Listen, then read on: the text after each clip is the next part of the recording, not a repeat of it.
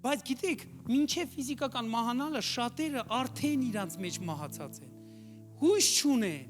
մեռած վիճակ այնքան շատ է մարդկանց մեջ, անհույս վիճակ այնքան շատ է։ Այդ նշանակում է, որ իրանք դեռ չմեռած, արդեն մեռած են։